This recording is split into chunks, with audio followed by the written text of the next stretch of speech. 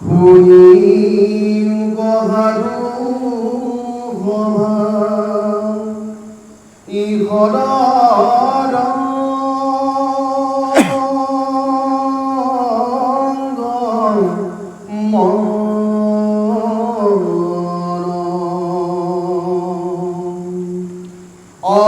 অষ্টমস্কন্ধৰ কথা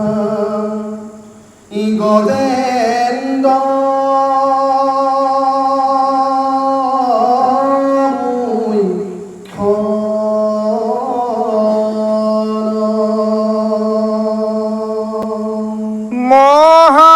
মহাভাগৱত চাৰি বেদ মধ্যে সাৰ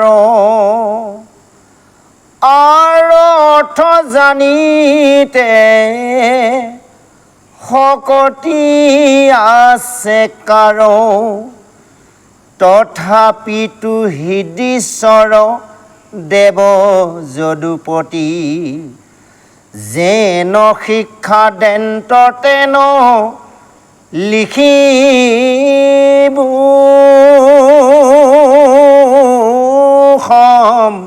সম্প্ৰতি।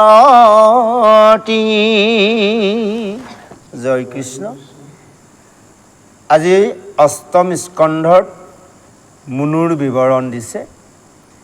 এই মুনুৰ বিৱৰণৰ পদ ছন্দৰ ৰচনা কৰিবলৈ অনুবাদ কৰিবলৈ যোৱাৰ আগত আজি কবিজনাই কেৱল ভগৱন্ত জয়ধ্বনি দিছে।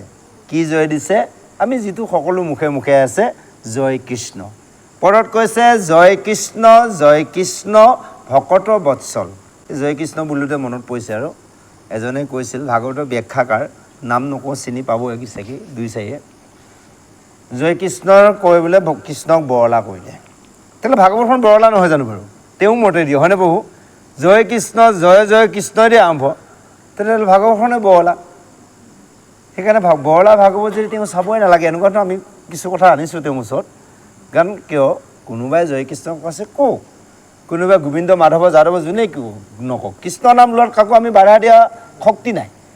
আমি পাৰিলে কোনোবাই লৈ থকাত আৰু এটা যোগ কৰি দিব লাগে, কিন্তু আমি কাৰোবাক বন্ধ কৰি দিয়া অধিকাৰ আমাৰ নাই।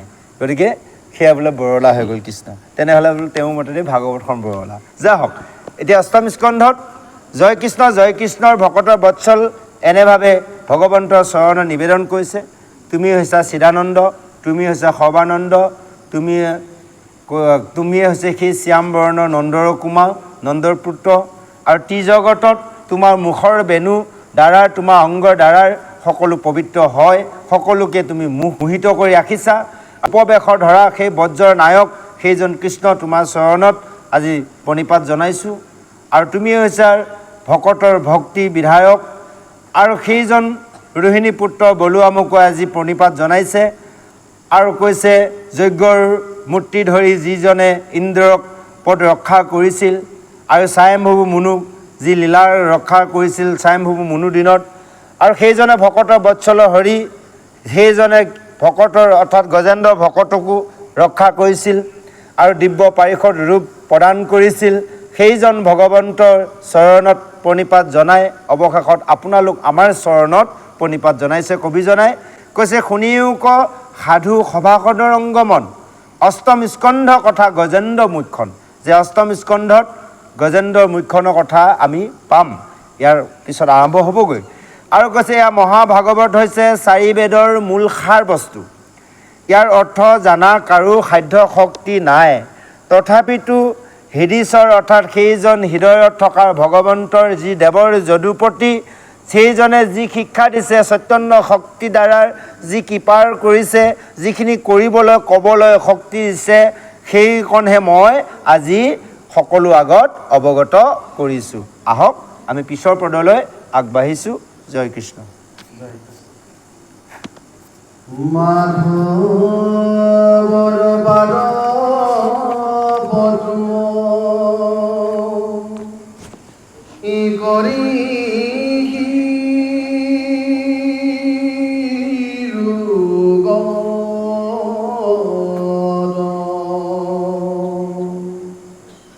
মহন্ত খবৰ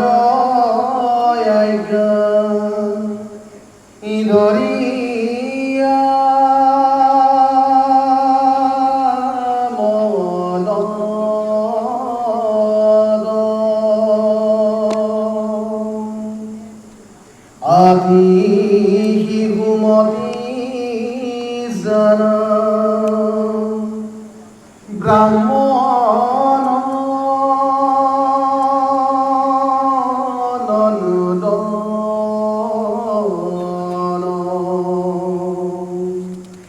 কৃষ্ণৰ চৰণে বনে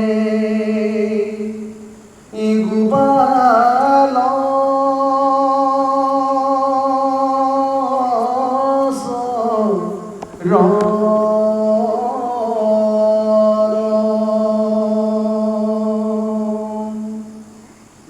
কৃষ্ণ একান্ত দাস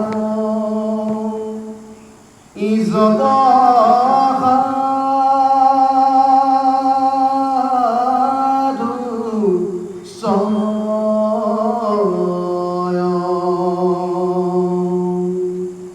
নামতে তাৰ বন ইনিবন্ধি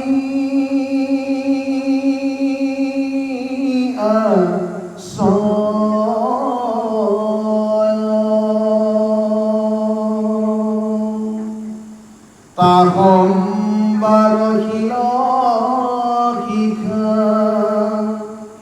হিৰিমা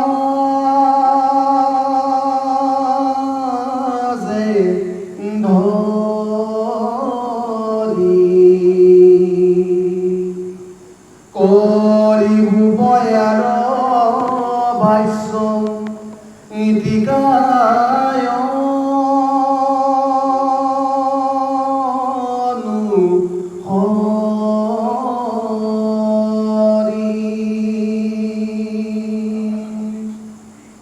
আত যদি মোৰ দুখ হুৱে কাৰুচয় ক্ষমা কৰিবা তাক সহজে লাগয় যেন কোনোবা নিশ্চয় বালকে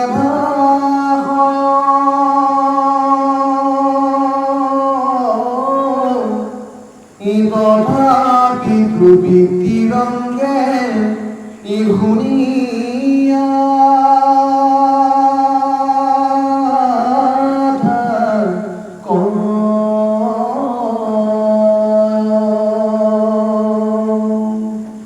নমো নমো কৃষ্ণ দৈবয়ালয় অৱতাৰ সাধু সবে পিয়ে মুখে পদ্ম মধুধৰ ই মহাভাগৱত শাস্ত্ৰ ই কৰিয়া লিখে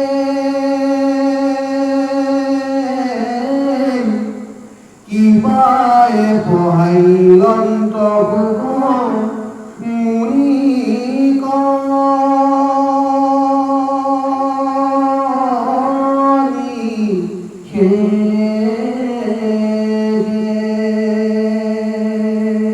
নমশুক ব্ৰহ্মৰূপী অনন্ত উদাৰ সংসাৰগত বিষ্ণু ৰাতক উদ্ধাৰ সেহি ভাগৱত গ্ৰন্থ গূঢ় ৰূপে আছে শ্ৰীমন্ত শ্ৰীধৰ স্বামী টিকা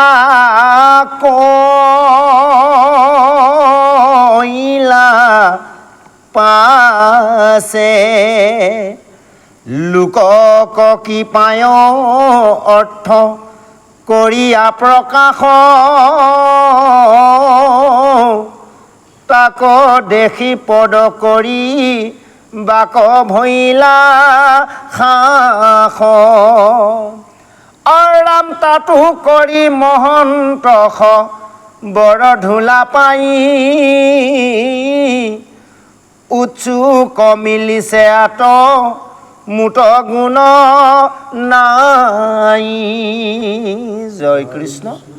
পুনৰ সেইজন কবি অৰ্থাৎ গোপাল চৰণে আজি কৈছে সেইজন হৃদয়ত থকাৰ দেৱ যদুপতি আত্মাৰূপে থাকি মোক যি যি শিক্ষা দিছে সেই শিক্ষাকে ভগৱন্তৰ মাধৱক পাদপদ্মৰ শিৰগত কৰি মহন্তসকলৰ আজ্ঞাৰ শিৰত লয় আৰু শিশুমতী হয় মই ব্ৰাহ্মণৰ নন্দন পুত্ৰ হয় আজি এই কৃষ্ণ কথাৰ প্ৰচাৰ কৰিব বিচাৰিছোঁ।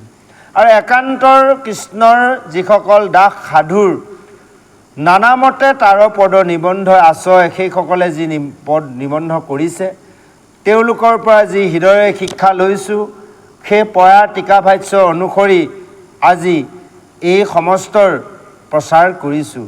ইয়াতে যদি কিবা দুখ গুণ হয় সহজে মোক এইকণ দুখৰ পৰা ক্ষমা কৰিব লাগে। আৰু কৈছে যেনেকৈ শিশু ল'ৰা এজনে যি বাক্য কয় ভালেই কওক কিংবা বেয়াই কওক তথাপিতো পিতৃ মাতৃসকলে তেওঁক দুখ নধৰে। তদ্ৰূপ আজি মই কৰি যোৱা এই কৰ্মখিনিৰ দ্বাৰা ইয়াতে যদি কিবা ভুল দুখ ভুল অপৰাধ হৈছে সেইকণো নিজৰ পুত্ৰৰ দৰে সমস্তজনে পিতৃ জ্ঞান পুত্ৰৰ কৰি কি কৰিব লাগে ক্ষমা কৰি দিব লাগে। সেইকাৰণে কৈছে নমো নমো কৃষ্ণ দয়পৰায়ণ অৱতাৰ অৰ্থাৎ সেইজন কৃষ্ণ প্ৰভুৰ অৱতাৰ সি যি ব্যাস অৱতাৰ কৃষ্ণ দয়পৰায়ণ তেওঁ চৰণত প্ৰণাম জনাইছে আৰু সাধুসকলৰ চৰণত আজি প্ৰণাম জনাইছে। সেই কৈছে এই মহাভাগৱত শাস্ত্ৰ কৃপাৰ পাইলন্ত শোকৰ মুনি নিশেষ যে সেইজন শুকমুনি পৰ আমি কৃপাত যে পালোঁ শুকমুনি পৰা। আৰু কৈছে নমো শুকৰ ব্ৰহ্মৰূপী অনন্ত উদাৰ সেইজন শুক গুৰুদেৱৰ চৰণত প্ৰণিপাত জনাইছে যিজনে সংসাৰ গত্ৰৰ পৰা সেই পৰীক্ষিতক অৰ্থাৎ বিষ্ণুৰাত পৰীক্ষিতক উদ্ধাৰ কৰিলে। পৰীক্ষিতকে নহয় আজি আমাৰ সমস্তজন পৰীক্ষিতক উদ্ধাৰ কৰিছে। আৰু এয়া হৈছে ভাগৱত গ্ৰন্থৰ গুৰুহৰ ৰূপ।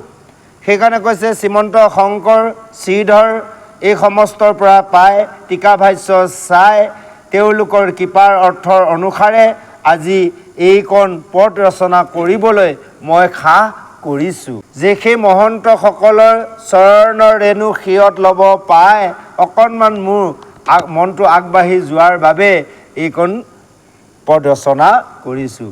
ইতিমধ্যে কবিজনাই এইখিনি সকলো চৰণত কেৱল নিবেদন কৰি আছে। এতিয়ালৈ আমাৰ মূল অধ্যায় আৰম্ভ হোৱা নাই আৰু অকণমান পিছতহে আৰম্ভ হ'ব। আহক পুনৰ আমি সেই কবিজনাই কৰাৰ যি স্তুতি প্ৰাৰ্থনা আমি শ্ৰৱণ কৰোঁ। জয় কৃষ্ণ। গুৰুৰ চৰণে মনে ই কৰি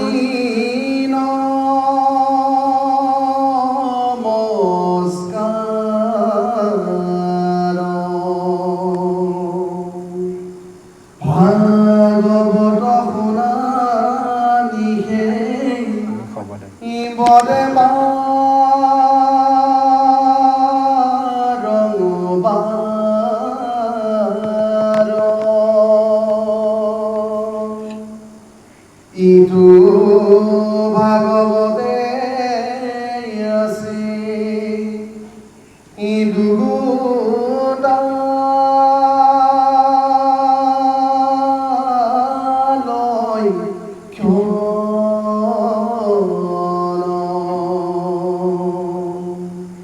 স্কন্দে স্কন্দে গোটা দেখাবি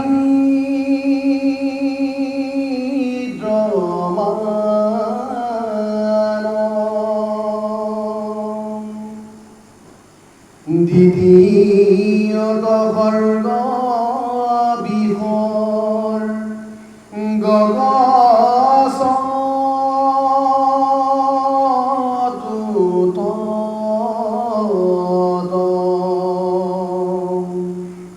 পঞ্চমত স্থান পুহ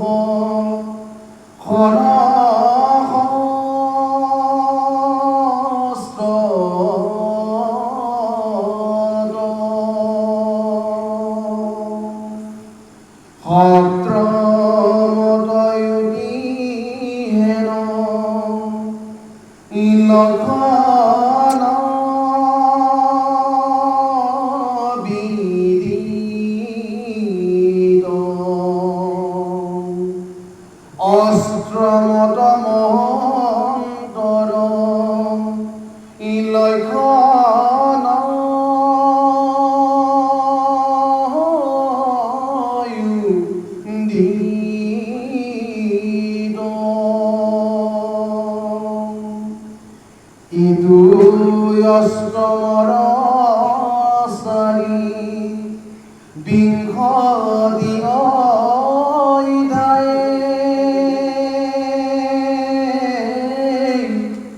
মনবদৰ বৰ্ণনা হৈ বেগ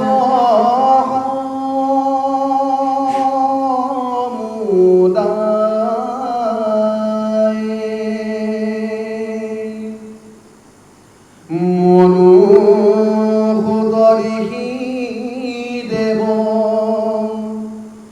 ইন্দ্ৰ সবতাত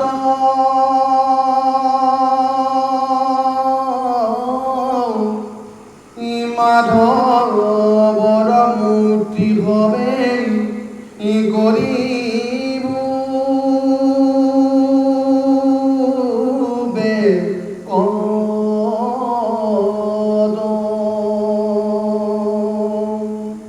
পদি মনবদৰে মনো আদি কৰি স্বয়ং পৃথকে পৃথকে অৰ্থ মানন কৰয় আদি ক্ষুদ্ৰয় সত্য ধৰ্ম আপুনি আচৰি প্ৰজা সমস্ত প্ৰভ তান্ত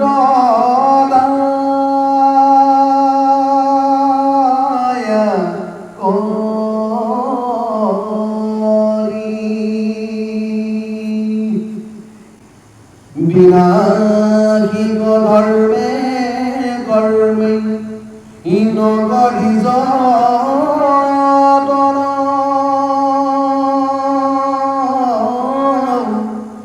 ইসাধু সংগলয়া কৰা ঈশ্বৰন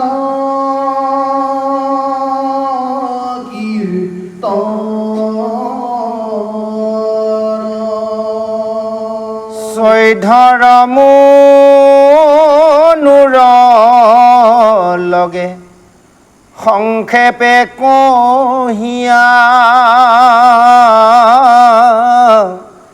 প্ৰথম ধায়ে কহোঁ শুনা মন দিয়া প্ৰথম ধায়ে নিৰু পিলা মুনু চাৰি নাম ধৰি কহোঁ তাক শুনা নৰ নাৰী স্বয়ম্ভুৱ চায়ু শিখ উত্তমতামখ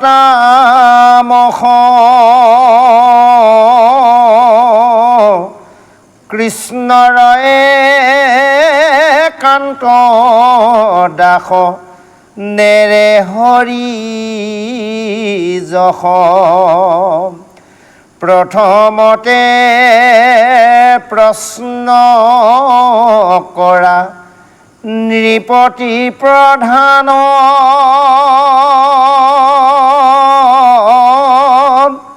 তাৰ অভিপ্ৰায় স্বামী অকৰন্ত ব্যাখ্যান জয় কৃষ্ণ। পুনৰ সেইজন কবিজনাই নিজৰ গুৰু চৰণত নমস্কাৰ কৰি ভাগৱতৰ শব্দ কেৱল সমস্ত জনকে নিশবতভাৱে বাৰম্বাৰ শুনিবলৈ কৈছে আৰু কৈছে এই ভাগৱতৰ দুটা লক্ষণ আছে। এটা হৈছে স্কন্ধে স্কন্ধে দিয়া আছে, বিদ্যমান হৈ আছে। প্ৰথম হৈছে সৰ্গ আৰু হ'লে বিসৰ্গ। সেইকাৰণে কৈছে দ্বিতীয়ত সৰ্গ দিয়া আছে, চতুৰ্থ অধ্যায়ত বিসৰ্গ দিয়া আছে, পঞ্চমত পোষণ, পঞ্চম ষষ্ঠমত, সপ্তমত আছে উদিত লক্ষণ বিদিত কৰা আছে আৰু অষ্টমত আছে মন্ত্ৰন্তৰ লক্ষণৰ কথাৰ আৰু অষ্টমতে দিয়া আছে এনেভাৱে কৈছে এই অষ্টম স্কন্ধৰ 24টা অধ্যায় আছে। এই 24টা অধ্যায়ৰ ভিতৰত দিছে মুনু মন্ত্ৰন্তৰ কথা, অৰ্থাৎ এজন মুনুৰ পতন হোৱাৰ সময়ছোৱাক মন্ত্ৰন্তৰ বুলি কয়। আৰু কৈছে মুনুৰ ঋষি দেৱৰ ইন্দ্ৰসকলৰ সেইসকলৰো কাৰ্যকালৰ কথা এই অষ্টম স্কন্ধত আমি পাম। আৰু কৈছে প্ৰতি মন্ত্ৰন্তৰে মুনু আদি কৰিছয়, পৃথকে পৃথকে অৰ্থ মানস কৰয়, আতি শুদ্ধ সত্য ধৰ্ম আপুনি আচৰি, প্ৰজা সমস্ত প্ৰৱতন্ত্ৰ দয়া কৰি। যে সেইজন ভগৱন্তই প্ৰতিজন মুনুৰ ৰাজত্ব কালত কেনেভাৱেনো সেই মুনুসকলক ৰাজকাজ চলাবলৈ ভগৱন্তই সহায় কৰিছিল, এই কথাও উল্লেখিত কৰা আছে। আৰু কৈছে এহিষে কাৰণে মন্ত্ৰন্ত্ৰ বোলয়, সেইজন ভগৱন্তই এজন মুনুৰ ৰাজত্ব কালত কৃপাৰ কৰি মুনুৰ ৰাজ্যকাল যেনেকৈ সমাপ্তি কৰিছিল, এজন মুনুৰ দিন মানে আয়ুস নিৰ্ধাৰণ কৰিছে, সেইকাৰণে কৈছে ইয়াক মন্ত্ৰন্তৰ বোলা হয়। আৰু স্বধৰ্মৰ লক্ষণৰ কথা জানিবা, যিজন স্বধৰ্ম কাক বোলে?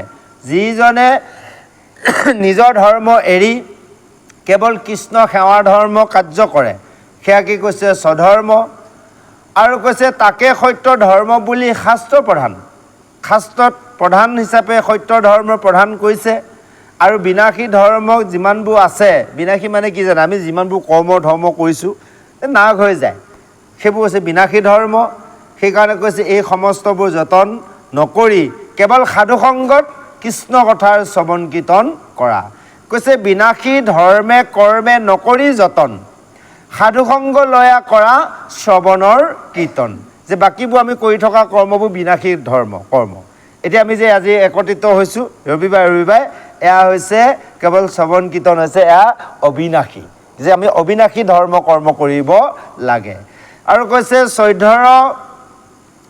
14জন মুনুৰ সংক্ষেপৰ কথা ইয়াত দিয়া আছে। প্ৰথম অধ্যায়ত 4জন মুনুৰ কথা দিয়া আছে। আৰু 4জন মুনুৰ নাম দিছে স্বয়ম্ভুৱ মুনু, চাৰুচিক, উত্তম, তামস। এই 4জন আছিল কৃষ্ণৰ একান্তৰ দাস, কেৱল হৰি যোগ গুণ সদায় গাইছিল। কৈছে প্ৰথমতে প্ৰশ্ন কৰা নিপতি, তুমি প্ৰশ্ন কৰা। কাক কৈছে? ৰজা পৰীক্ষিতক কৈছে সুখ গুৰুদেৱে তুমি প্ৰশ্ন কৰা তাৰ অভিপ্ৰায় যে ইয়াক মই ব্যাখ্যান কৰিম। কাৰ কথা কৈছে? 4জন মুনুৰ কথা প্ৰথম অধ্যায়ত দিয়া আছে। আহকচোন 4জন মুনুৰ কথা প্ৰথম অধ্যায়ত কেনেভাৱেনো 4জন মুনুই ৰাজত্ব কৰিছিল উল্লেখিত নিশ্চয় কৰিছে। আমি পদবন্ধে শ্ৰৱণ কৰোঁ। জয় কৃষ্ণ।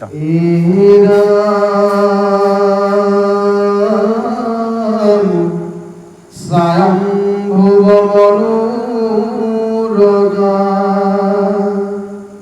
ইলৰ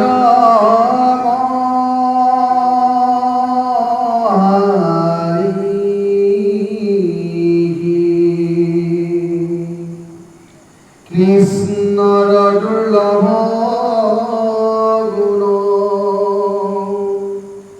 ইবৰাইলা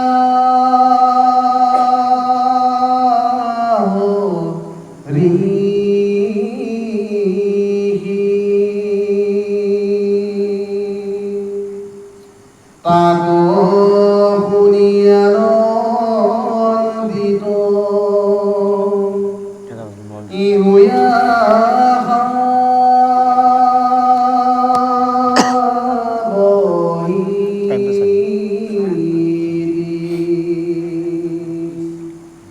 কৰ জোৰে বুজু হবে মনবন্ত নহয় মন্ত্ৰন্ত।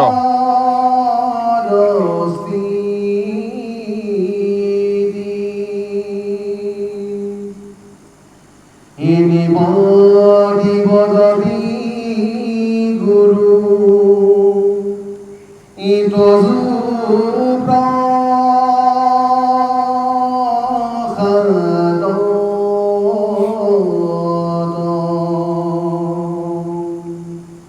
বিস্তৰ শুনিও স্বয়ং ভজ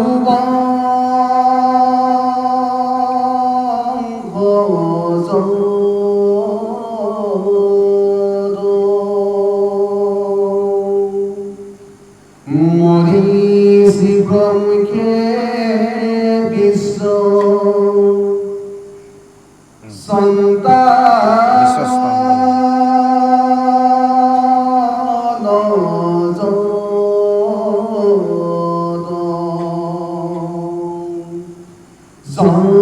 জয় সংখ্যাত সৃষ্টি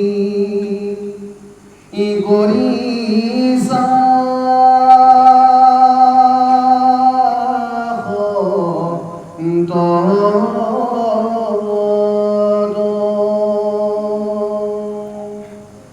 আমি দুখিত প্ৰতি যদি দয়া হয় তেবে আন মনো বন্ধ কৰিবে লাগয় জাত কৰি মহন্ত নাহিকে জগতত হে হৰি জন্ম কৰ্ম ই গৰাজ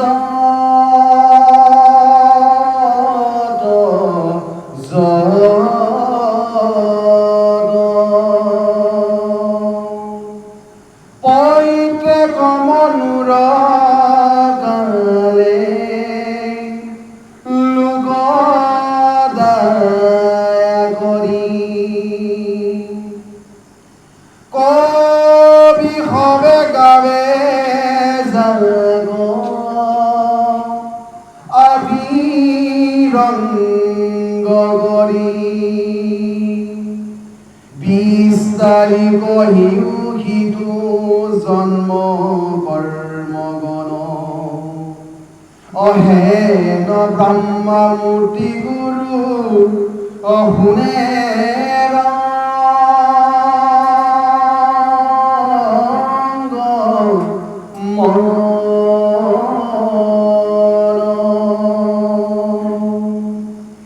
আৰু এক কথা কয়ো আমাৰ কিবাল ভূত ভৱিষ্যত বক্ৰ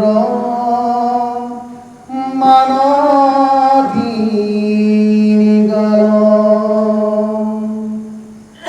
ভূত কালে জীৱা কৰি লন্ত ভগৱন্ত ভৱিষ্যত কালে যত ই কৰ্ম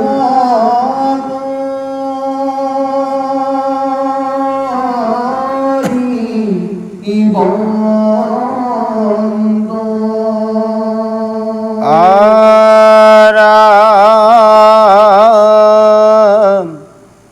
বিশ্ববিভাবন দেৱ বৰ্তমান কালে কৰা যত কৰ্মত কহিও কভালে কহিও অনুগ্ৰহ হেনয় আমাক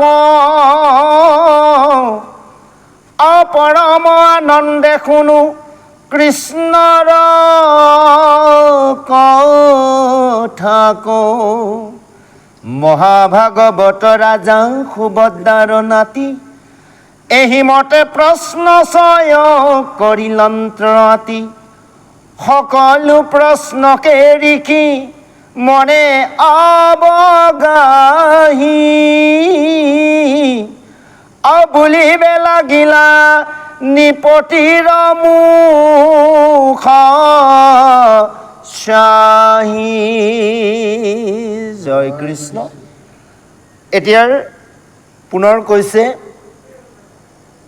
যে তুমি সেই স্বয়ম্ভুৱ মুনুৰ আদি কৰি এই যে আজি চাৰিজন মুনুৰ কথা কৈছে প্ৰথম অধ্যায়ত স্বয়ম্ভুৱ চায়ুষী উত্তম তামস আৰু সেইকাৰণে পৰীক্ষিতক শুকে কৈছে তুমি প্ৰশ্ন কৰা যে এই মুনুসকলৰ কথা তোমাৰ ওচৰত মই ব্যাখ্যা কৰিম। আৰু স্বয়ম্ভুৱ মুনুকালত মহাঋষিসকল কৃষ্ণৰ পৰম দুৰ্লভ গুণ বৰ্ণন কৰিছিল। এই কথা শুনিল আনন্দিতৰ মনে কোনে শুনিলে পৰীক্ষিতে আৰু সেইকাৰণে কৈছে কৰজীয়ে পুচু মন্ত্ৰন্তৰ স্থিতি নিপতি বদতি গুৰু তজুৰ প্ৰসাদত বিষ্ট শুনিলো স্বয়ম্ভুবু বংশজত। যে এতিয়াৰ সেই শোকৰ কথা শুনি পৰীক্ষিতে কৈছে যে হে গুৰুদেৱ, যে তোমাৰ কৃপাত স্বয়ম্ভুবু মুনুৰ কথা জানিলোঁ, কাৰণ আমি যিমানবোৰ পাইছোঁ স্বয়ম্ভুবু মুনু বংশৰ কথা পাই আছোঁ, হয়নে বাৰু? বাকীকেইজন মুনুৰ কথাটো পোৱা নাই। সেইকাৰণে কৈছে যে হে গুৰুদেৱ, তুমি কৃপাৰ কৰি যদি কৃপা কৰা, দয়া কৰা, তেনেহ'লে তুমি কি কৰা, বাকীসকল মুনুৰ কথা মোক কোৱা। স্বয়ম্ভুবু মুনুৰ বংশৰ কথা, মহিষী প্ৰমুখে বিশ্বস্তাগণৰ কথা তোমাৰ মুখে শুনিলোঁ, কিন্তু বাকীসকল মুনুৰ কথা মই শুনা নাই। আমি দূষিতকৰ প্ৰতি যদি দয়া হয়, তেবে আনৰ মুনু হ'ব কহিবে লাগে। যদি আমাৰ এই দূষিতক দৰিদ্ৰক যদি দয়া কৰিব বিচাৰিছা, বাকীসকল মুনুৰ কথা তুমি বৰ্ণনা কৰা। হেন হৰি জন্ম কৰ্ম কৰা যত যত, যে সেইজন হৰি জন্ম কৰ্ম সকলো কথা কোৱা। প্ৰত্যেক মুনু কালত কেনেকৈনো ভগৱন্তই কি অৱতাৰ ধাৰণ কৰিছিল, প্ৰতিজন মুনু অৱতাৰত মুনু ৰাজ্যকালত ভগৱন্তৰ এটা এটা অৱতাৰ হৈছেতো। আমি যে 24 অৱতাৰ কথা পাই আছোঁ, হয়নে নহয় বাৰু? কোনটো অৱতাৰ কোনজন মুনু কালত হৈছিল তাৰ সমস্ত কথা আমি বৃত্তান্ত পাম। সেইকাৰণে কৈছে যে কোনজন মুনুৰ ৰাজত্ব কালত ভগৱন্তই কি অৱতাৰ ধাৰণ কৰি কেনেভাৱে সেইজন মুনুক সহায় কৰিছিল, এই সমস্ত কথা তুমি মোক কোৱা, যে মই আনন্দ ৰংগ মনে শ্ৰৱণ কৰোঁ। আৰু এটা কথা, সেই গুৰুদেৱ, আজি পৰীক্ষিতে শুকক কৈছে তুমি মোক কৃপা কৰি কোৱা যে ভূত ভৱিষ্যত আৰু বৰ্তমান তিনিটা কাল, আমাৰ তিনিটা কাল আমি জানোৱে সকলোৱে, তিনিটা কালৰ বিষয়ে, ভূত ভৱিষ্যত বৰ্তমান, কিন্তু কি হ'ব সেইটো নাজানো, কাল তিনিটা কথা জানো আৰু, নহয় জানো বাৰু? গতিকে কৈছে এই তিনি কালৰ বিষয়েও মোক কোৱা। ভূতকালত ভগৱন্তই কি কৰিছিল, ভৱিষ্যত কি কৰিব, আৰু বৰ্তমান সময়ত কি কি কৰি আছে, কেনেভাৱে, এই সমস্ত মোক বুজাই কোৱা। কৈছে কহিও ক অনুগ্ৰহ হেন আমাক, পৰম আনন্দে শুনো কৃষ্ণ কথা। তুমি এইকণে মোক কৃপাৰ কৰা, পৰম আনন্দ মনে মই কৃষ্ণ কথা শ্ৰৱণ কৰোঁ। আৰু মহাভাগৱত সেইজন ৰাজাৰ সুভদ্ৰাৰ নাতি অৰ্থাৎ পৰীক্ষিতে আজি কি কৈছে, এনেভাৱে প্ৰশ্ন কৰি মনে মনে থকাত সকলো প্ৰশ্ন শুনি সুখ গুৰুদেৱে আনন্দৰ মনে ৰজাৰ মুখলৈ চাই উত্তৰ দিব আগবাঢ়িছে। আহক আমি উত্তৰলৈ আগবাঢ়িছোঁ। খেলি লৈ গ'লে একেবাৰে খাই গ'ব।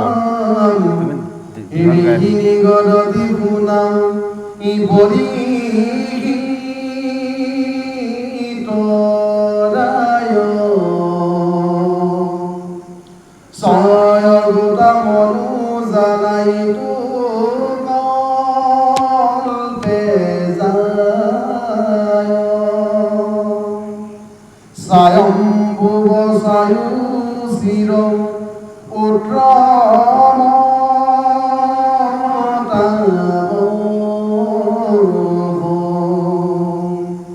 ৰেবত আউৰ মনু ইনাম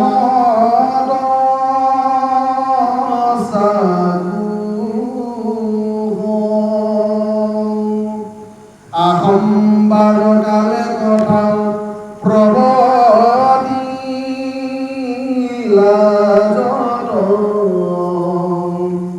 সাৱধানে শুনি মুখ নিপতি সম্পদ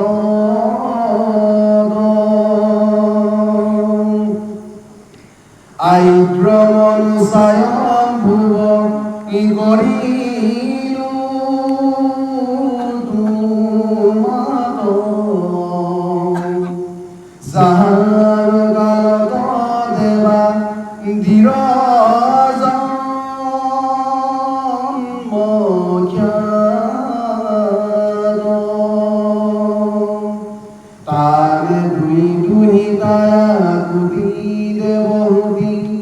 কৃষ্ণ ভগত দুই আদি ক্ষুদ্ৰমতি ইৰাতি দিনে মাধৱত ই গদন্ত ভগতি শিকাৰলে দুইটো পজিলা লক্ষ্মী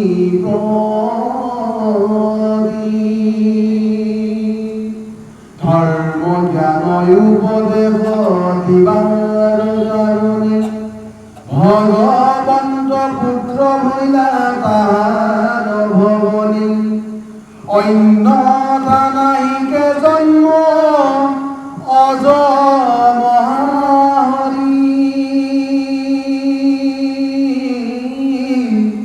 তাৰ কথা মহাৰাজা ই শুনা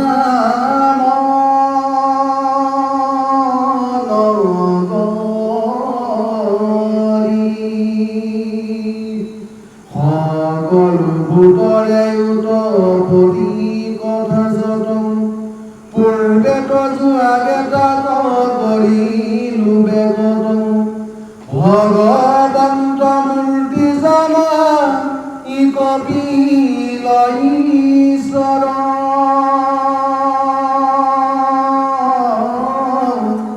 তাৰো জন্ম কৰ্ম বনাই লোহনি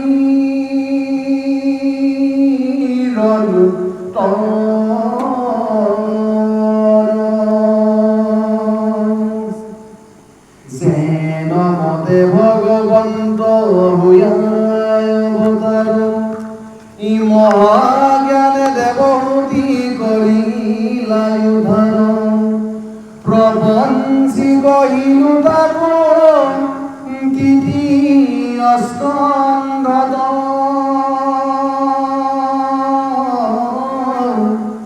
আৰে যজ্ঞ ঈশ্বৰ নিয়ম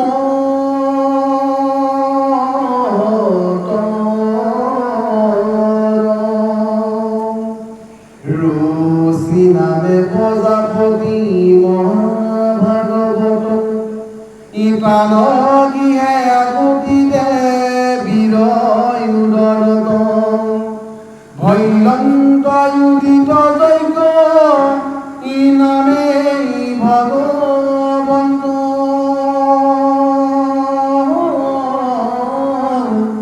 স্বয়ং ভুৱ মনু নিজে গিহে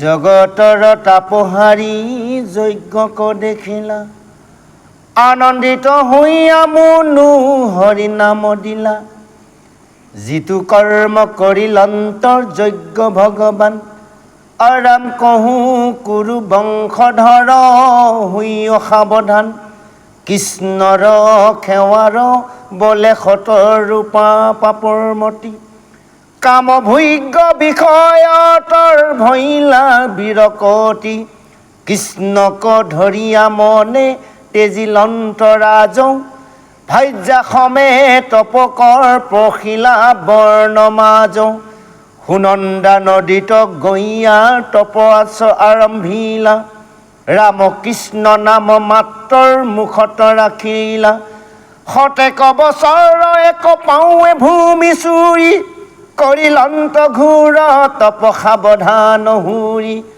সমাধিত অনুভৱ কৰি অৰ্থচয় লোকক কৃপাৰে মুনু প্ৰকাশিক হয় নিদ্ৰা মাজে অচেতনে আছে কোনজন যিটোৰ যেন নানাবিধ বুলয় বচন সেই মতে মুনুৰ সমাধিত স্থিতি হৈ অধুমুখে উপদেশৰ বচন বুলয় ভৰতৰ বংশৰ জাতৰ উত্তৰানন্দন কহো তাক নিশবদে শুনা ৰংগমন জয় কৃষ্ণ হে গুৰু সমস্ত আই মাতৃ সমস্ত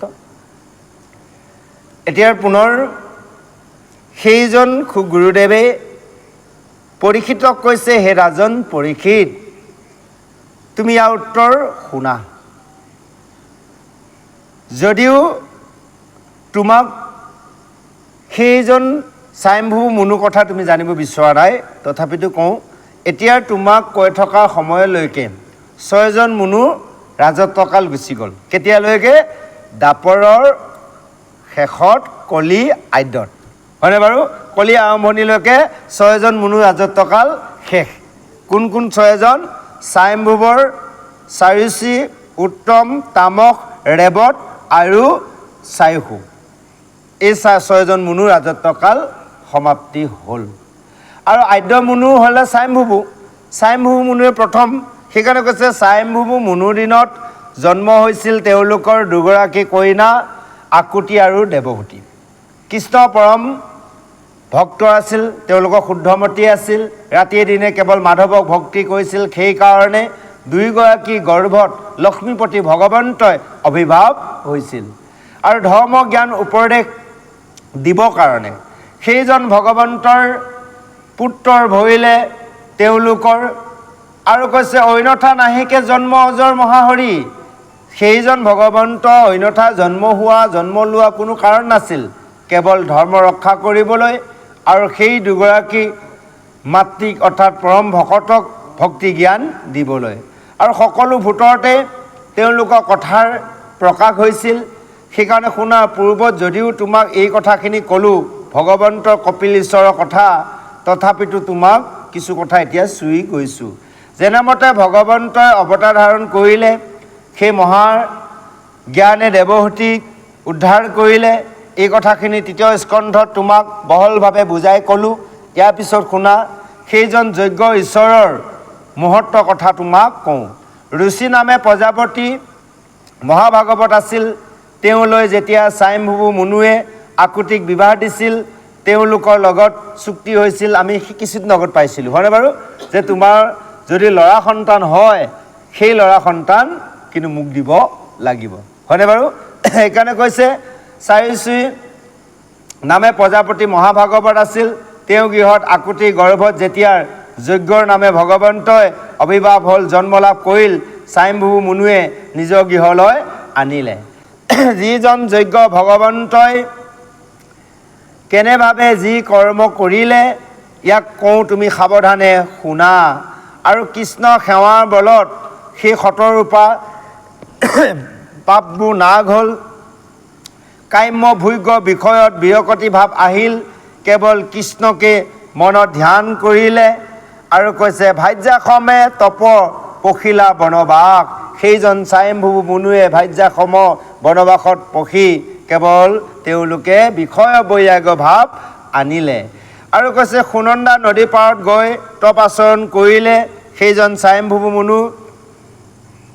আৰু কৈছে ৰামকৃষ্ণ নাম মুখত কেৱল জপ কৰিছিল ৰাতিয়ে দিনে, এনেভাৱে 100 বছৰ এক পাওঁ ওপৰত ৰাখি এক পাওঁৱে পৃথিৱীত ৰাখি কেৱল সাৱধানে তপস্যা কৰিছিল। এতিয়া আমাৰ আকৌ অকণমান সময় বহি থকাৰ ধৈৰ্য নাই হয়নে বাৰু। 100 বছৰ এক চৰণ এখন ভৰিয়ে তপস্যা কৰা ধেমালি কথা। সেইজন উত্তৰাপ নন্দন অৰ্থাৎ পৰীক্ষিতক আজি সুগুৰুদেৱে এই সমস্ত মুনুৰ আৰু সেইজন ভগৱন্ত যজ্ঞৰূপে অৱতাৰ ধাৰণ কৰা আকুতি আৰু চাৰিচুই মুনুৰ গৰ্ভ বীৰ্যৰ দ্বাৰা এই কথা উল্লেখিত কৰিছে। এইখিনিতে এই অধ্যায় সামৰণি পৰিছে।